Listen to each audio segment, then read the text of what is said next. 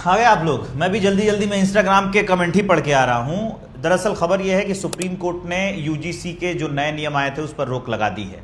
Instagram पर मैंने 2 दिन पहले एक वीडियो डाला था यूजीसी के नए नियमों के विरोध में।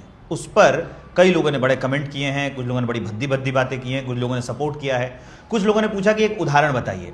मैं आज आंखों देखी उदाहरण आपको बताता हूं। बनारस हिंदू यूनिवर्सिटी चलिए, 2013 का साल है। डॉक्टर शोभना नार्लिकर जो असिस्टेंट प्रोफेसर हैं और वहां पर डॉक्टर शिशिर बसु जो वहां पर प्रोफेसर हैं। तो डॉक्टर शोभना नार्लिकर जो एक महिला असिस्टेंट प्रोफेसर हैं, उन्होंने ST/SC एक्ट लगा दिया डॉक्टर शिशिर बसु पर और ये केस चलता गया। उसकी वजह से उनका पूरा करियर खराब हुआ। पता है आपको कि 2023 में डॉक्टर शिशिर बसु बाइज्जत बरी हो गए थे कोर्ट से।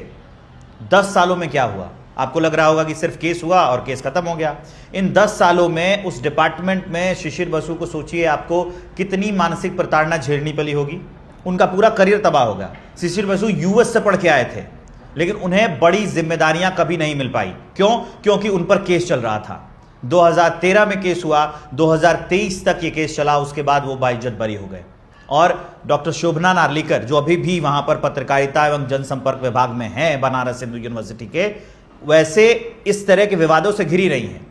कई बार उन्होंने फर्जी केस किए हैं। एक केस का तो एग्जांपल ही मैं बता रहा हूं, और भी कई हैं जो दूसरे जो डिपार्टमेंट के लोग हैं वो भी उनसे उलझते हैं तो ST/SC एक्ट वो लगा देती हैं। आप सोचिए कि इस नियम का कितना गलत फायदा उठाया जाता है, और अब ये इसके आने के बाद कितना गलत फायदा उठाया जाता।